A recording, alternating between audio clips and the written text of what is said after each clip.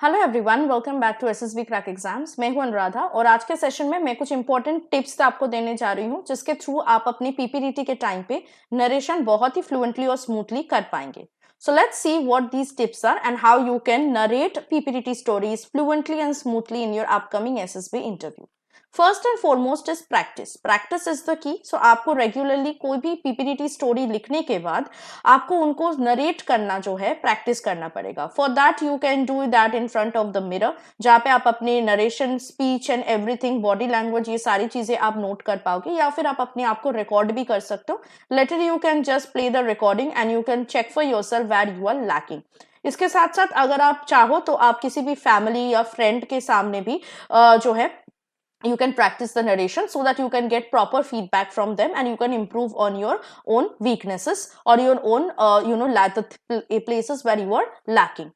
Second is maintain clarity of thought. So before you start your narration, basically आपको एक थोड़ा सा time लेना है।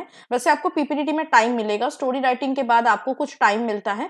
I think hardly 5 to 10 minutes. Obviously you will get at least 5 minutes तो आपको पक्का पक्का मिलेगा। तो उन 5 मिनट्स में आप क्या कर सकते हो, you can revise the points of the story in your head and you can narrate by yourself for at least 6 to 7 times, ताकि आपके दिमाग में clear thoughts, clear logical flow आ जाए और आप बहुत ही आसानी से नरेशन के वक्त पे स्टोरी को नरेट कर पाओ।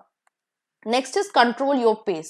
So please remember that at least 1 minute will be given to you in the PPTT to narrate your story. लेकिन इसका मतलब ये नहीं कि आप बहुत जल्दी जल्दी नरेट करो. So please avoid speaking too quickly as it may lead to stumbling or lack of coherence. You have to strike a balance. जैसे आप normally बात करते हो, it should not be too slow, it should not be too fast. You have to strike a balance between the two and you have to keep a very steady pace and natural rhythm so that everybody, including the assessors and your group members, will be able to understand what story you are narrating. Next is using pauses effectively. This is very important. ऐसा नहीं है कि पता ही ना चल रहा हो कहाँ पे आपका सेंटेंस खत्म हो रहा है और कहाँ पे नेक्स्ट सेंटेंस शुरू हो रही है। So you have to give adequate pauses between the two sentences again so that the people can understand कि कहाँ पे आपका एक सेंटेंस खत्म हो रहा है और कहाँ से नेक्स्ट सेंटेंस स्टार्ट हो रहा है। ऑल्सो अगर आप बहुत जल्दी नरेट कर रहे हो, so the people will not be able to understand what you are saying. जब तक वो समझेंगे कि आप क्या बोल रहे हो, you have moved on to the next part. Okay, so you have to use pauses very judiciously. Next, you have to articulate clearly ना। यूजुअली क्या होता है, पीपीटीटी का जो नरेशन होता है उसके लिए आपको एक रूम में लेकर जाते हैं एसएसबी में, जहाँ पे 3 असेसर्स बैठे रहते हैं, जीटीओ, इंटरव्यूइंग ऑफिसर और एक साइकोलॉजिस्ट। तो उनके सामने आपको अपने ग्रुप में बैठना पड़ता है, where it will be at least 15 to maximum 20 members.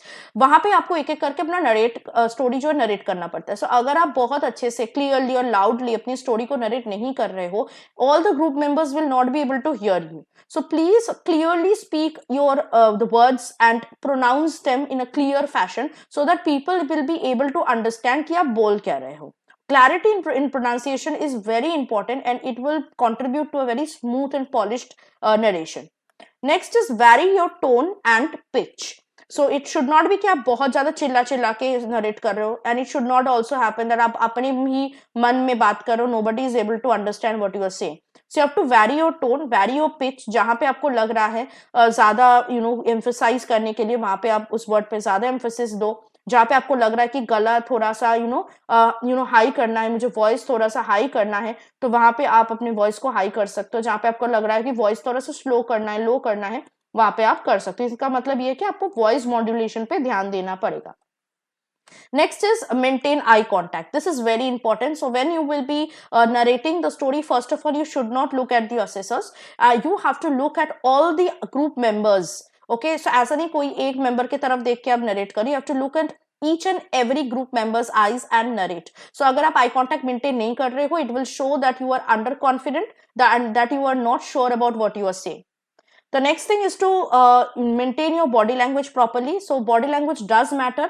बहुत बच्चों को ये पता नहीं होता, उनको लगता है that only their narration or their participation in GD, what they are speaking is going to be checked. But no, that's not that, because psychologists भी बैठे रहते हैं जैसे मैंने कहा आपके सामने. So he or she will definitely note your body language. तो आपको क्या करना है, आपको सीधा बैठना है, your spine should be straight and आपके जो legs है It should be parallelly on the ground and your hands should be on your knees. तो इस तरह आपको बैठना है with a very calm, composed manner. You have to narrate your story and you also have to participate in GD. Okay.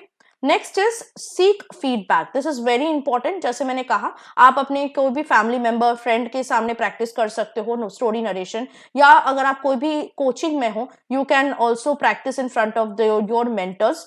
जैसे for example हमारे SSB interview जो online course होता है, वहां पे हम जो कैंडिडेट्स को पीपीटीटी स्टोरी नरेशन प्रैक्टिस करवाते हैं. सो उस समय जो है हमारे मेंटर्स उनको फीडबैक दे देते हैं. So this is a very valuable thing. Feedback is important क्योंकि वो आपको समझने में हेल्प करेगा where you are lacking and where you should improve. The next thing is to calm nervous tension. तो बहुत बच्चों को नर्वसनेस हो जाती है, टेंशन हो जाती है, no matter how good they have prepared. तो आपको ये बिल्कुल नहीं करना है. अगर आपको टेंशन हो रही है, you can do this very simple breathing exercise where you have to exhale to a count of 4 and then you have to pause for some time. You have to hold your lungs empty for 4 count. Then you have to inhale to a count of 4 and then hold the air in your lungs for the next 4 count and then you have to repeat the process. ये बहुत ही अच्छा deep breathing exercises हैं जिसके through आप अपने nerves को काम कर सकते हो और बहुत अच्छे से आप अपनी very confidently and without any tension आप अपने स्टोरी नरेशन में पार्टिसिपेट कर सकते हो. सो आई होप कि आज के सेशन में मैंने जो टिप्स आपको प्रोवाइड किए हैं ये बहुत ज्यादा हेल्पफुल हुआ है आपके लिए. और this is a very helpful tip that you can use while you are narrating. और सच में आपका नरेशन जो बहुत अच्छा हो जाएगा अगर आप इन टिप्स को इंक्लूड करते हो अपने प्रैक्टिस में and while you are actually participating in PPDT narration. ऐसे ही टिप्स और इंपॉर्टेंट गाइडेंस के लिए आप हमारे एसएसबी इंटरव्यू ऑनलाइन कोर्स को ज्वाइन कर सकते हो, which is the best online course in the market. यहाँ पे जैसे मैंने कहा हमारे हर रोज लाइव क्लासेस होते हैं जहाँ पे आपको मेंटर्स के गाइडेंस मिलती रहती है और फीडबैक भी मिलती रहती है नॉन स्टॉप. इसके साथ साथ we have also provided defence competitive exams के courses. So if you are taking any written defence exam you can get yourself enrolled into the course and use the code warrior10 when you are getting the enrolment, ताकि आपको 10% का discount मिल सके. So that was it from my side. I'll hope to see you with something more helpful and insightful for your upcoming SSB interview. Till then, stay tuned with us and always stay positive and motivated. Jai Hind. अगर आप एक defence aspirant हैं और SSB interview, NDA, CDS, AFCAT जैसे exams के लिए prepare कर रहे हैं तो आप एसएसबी क्रैक एग्जाम्स के कोर्स को चेक करना ना भूलें. आप हमारी लर्निंग एप्लीकेशन को गूगल प्ले स्टोर से भी डाउनलोड कर सकते हैं.